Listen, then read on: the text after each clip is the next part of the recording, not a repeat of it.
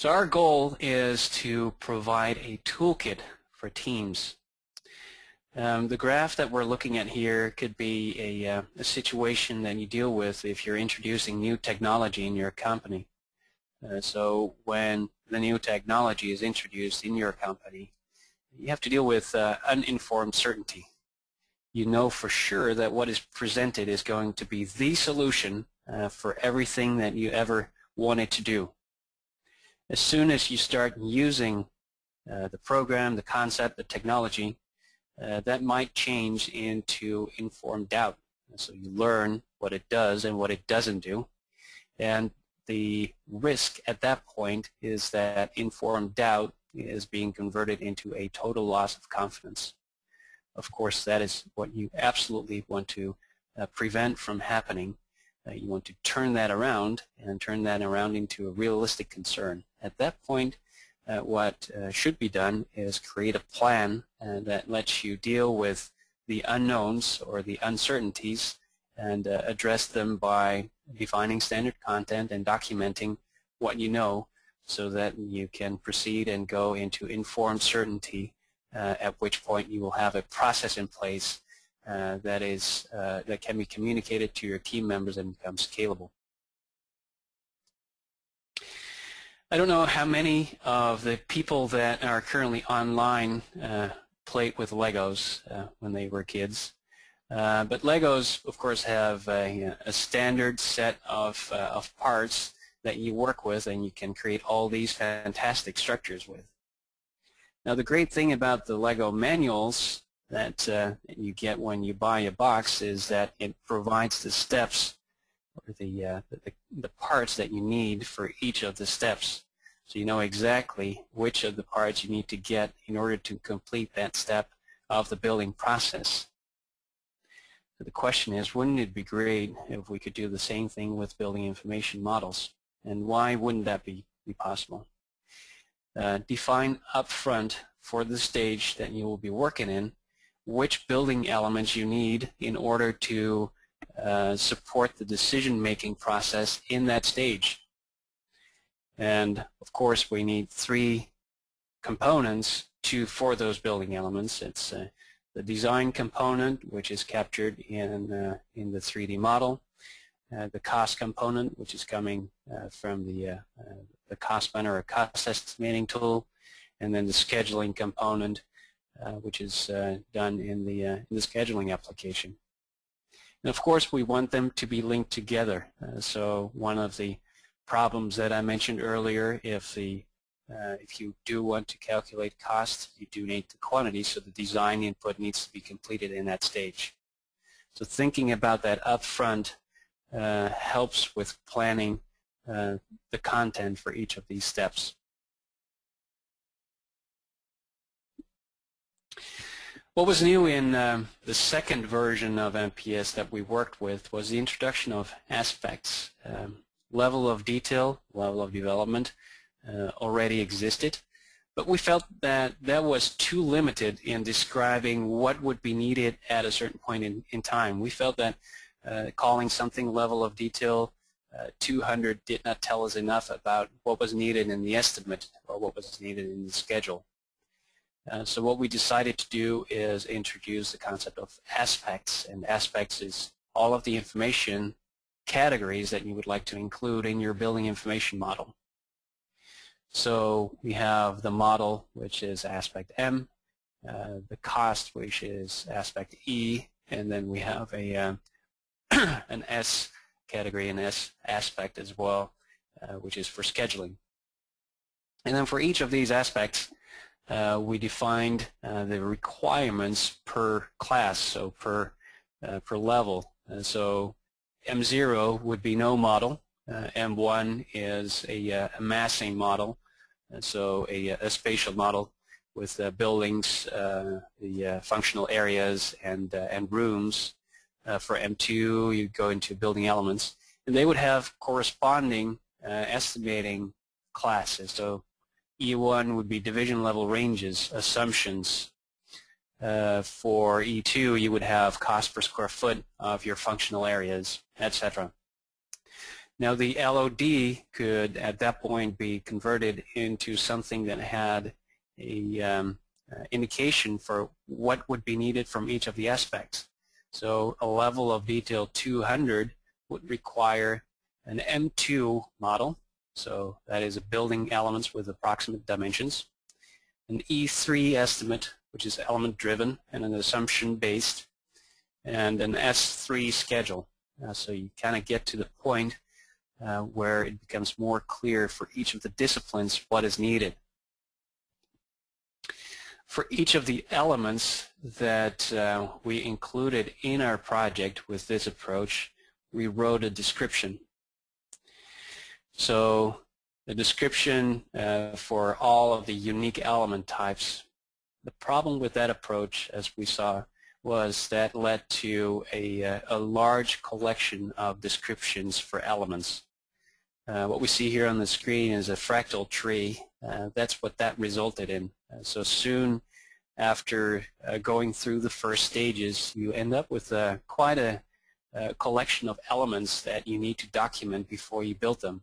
So before you know it, you're at the end of these branches in the tree, and you have a large collection of descriptions.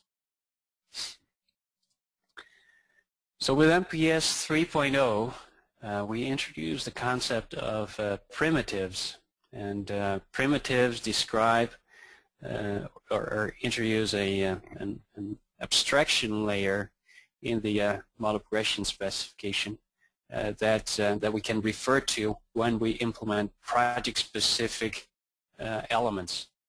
So each of the primitives will have modeling behavior, modeling guidelines, the typical quantity data that is extracted from those elements, the typical level of detail for the cost data that is going to be linked, as well as the schedule data.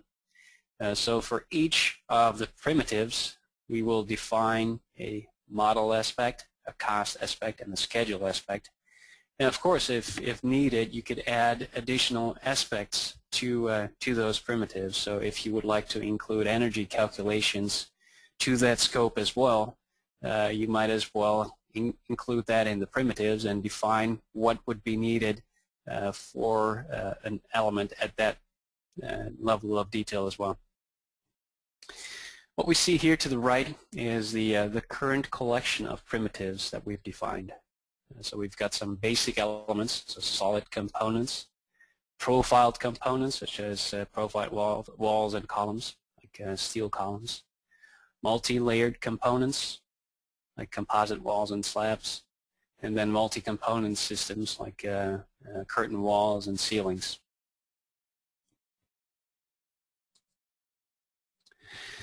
This is the category with the solid elements. So an example for each of the elements that we saw in the previous slide. Here we have a solid wall, a solid column, another solid column but cylindrical, a rectangular beam, a slab, and a pitched roof.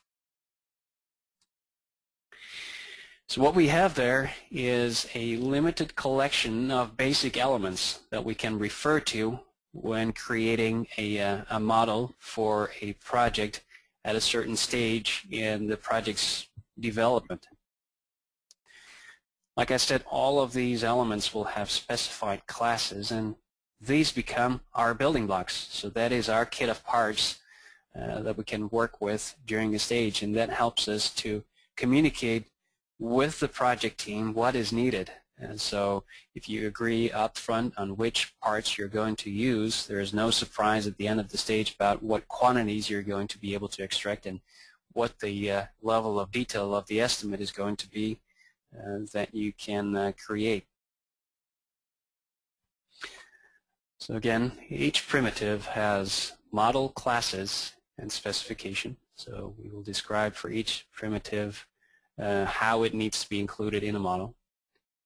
We have estimate classes, so the various detail levels as well as specification, and schedule classes and specification.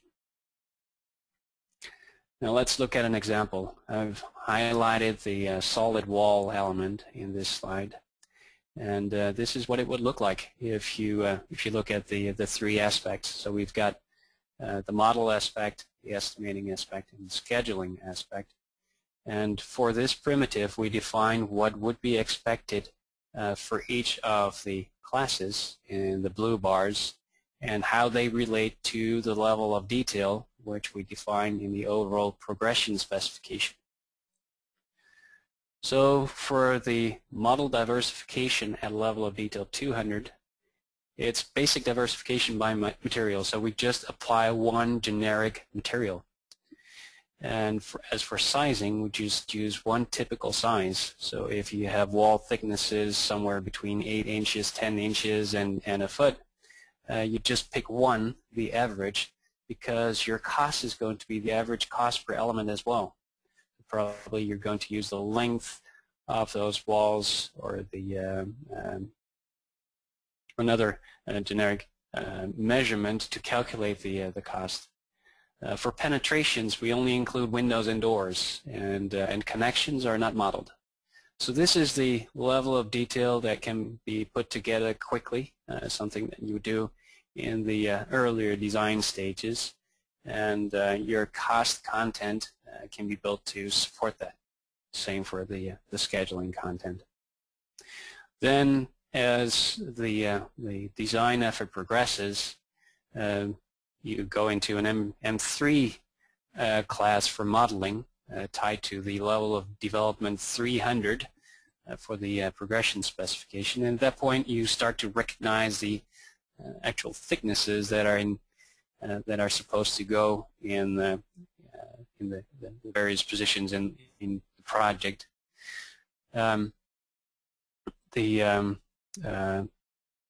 The sections need to be modeled exactly, so following the exact geometry. And then when we continue to M4, model class M4, the thicknesses and types per the schedules on the drawings need to be followed.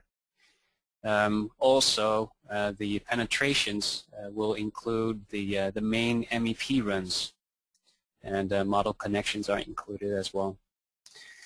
So that is how you define the overall representation of an element that looks like this primitive in your project.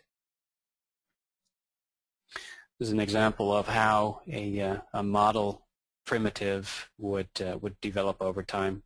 So we start with an M2, a generic sized wall. Then we continue with an M3, which was tied to the LOD 300.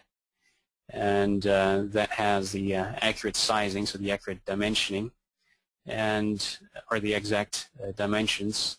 And then for M4, we have the smaller, or the main MEP penetrations as well included, as well as the materials assigned to the elements.